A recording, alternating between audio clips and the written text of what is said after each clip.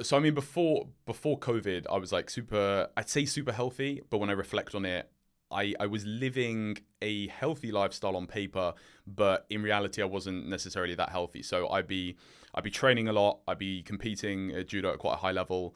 I was on the GB squad for a number of years, and then I also was kind of burning the candle at both ends. I was going out partying, traveling loads, like, as we talk about.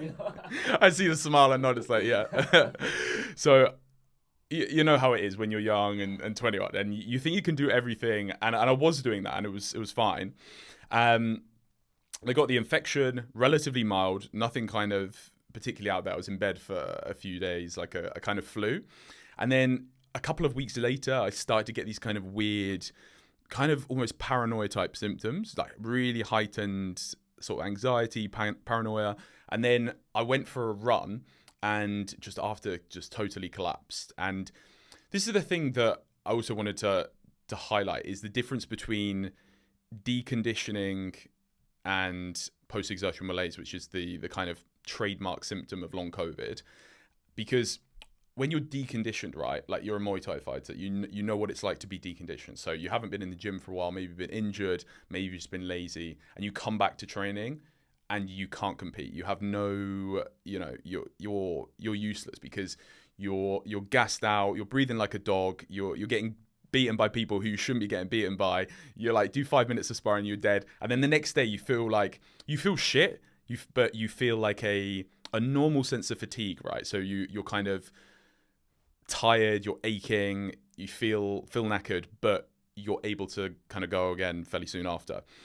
The malaise kind of feeling that you get after training with long COVID is a completely different kind of thing. And the only thing that I can possibly use to describe it is a kind of feeling like glandular fever or being severely hungover. And it's those two kind of things combined. How severely? Pretty severely. So it's like a combination of those together. So you have this kind of illness, you feel ill, but your brain is not working, everything's fuzzy, it's muddled, you can't communicate properly, you're kind of stuttering, stammering. It feels like you're a bit demented, to be honest. How long is that? And this is post like physical exertion, right? Yeah. How long does that last? So anything from a few hours to like 3 to 4 days, Oh typically. my goodness.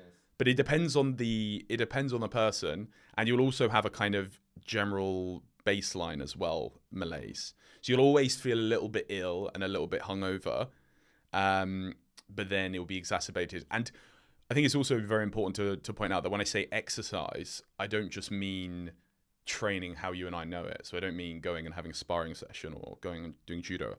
For some people, exercise means walking down the stairs or walking up the stairs, or some other people it means brushing your teeth. So I remember there was a really, I say funny, but it was so ridiculous it was funny, that there was an athlete, and she went to the doctor, and she 3 weeks prior had been training, I think rowing for a super high level, training twice a day. She then had like these long COVID symptoms, and she couldn't brush her teeth anymore. So she literally couldn't crawl to the bathroom to brush her teeth, and the doctor said that she was probably deconditioned. And I was like, that's just surely. I'll be pissed. I'm like, get fucked, get out of here. But yeah, it's a bizarre symptom. It's horrid.